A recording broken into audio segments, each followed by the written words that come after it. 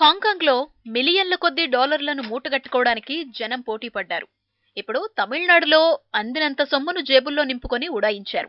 రెండు సంఘటనల్లో common factor ఒక్కటే, దొరికినంత పట్టుకో.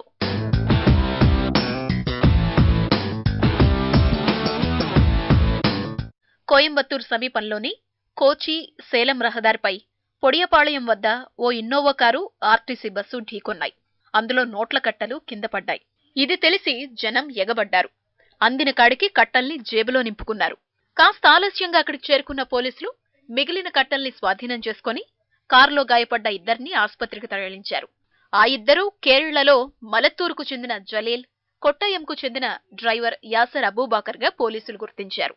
కేటరింగ్ వ్యాపారైన ముస్తఫర్ ఈ డబ్బును అతడి సొంత ఊరైన మల్లపురంలో ఇచ్చి రమ్మన్నాడని వారు చెప్పారు. జనం ఎత్తుకెళ్లింది పోను మిగతా సొమ్ము 2,55,00,000గా ఆదాయపు పన్ను శాఖ అధికారులు తెలిపారు.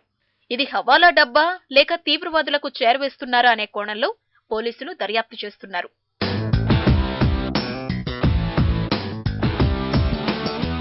డిసెంబర్లో హాంకాంగ్లో ఇలాగే జరిగింది. 15 మిలియన్ల హాంకాంగ్ డాలర్ల కరెన్సీని తీసుకెళ్తోన్న క్యాష్ వ్యాన్ తలుపుచ్చుకుంది. అందులో నోట్ల కట్టలు కింద పడ్డాయి. వ్యాన్ వెళుతూనే ఉంది, కట్టలు కింద పడుతూనే ఉన్నాయి. దీంతో జనం ఎగబడి అందిన కాడికి క్యాష్ ను జేబుల్లో నింపుకొనిళ్లారు. తర్వాత పోలీసులొచ్చి జనాన్ని చెదరగొట్టారు. తీసుకున్న డబ్బు వాపసివ్వాలని ప్రభుత్వం ప్రజల్ని కోరింది.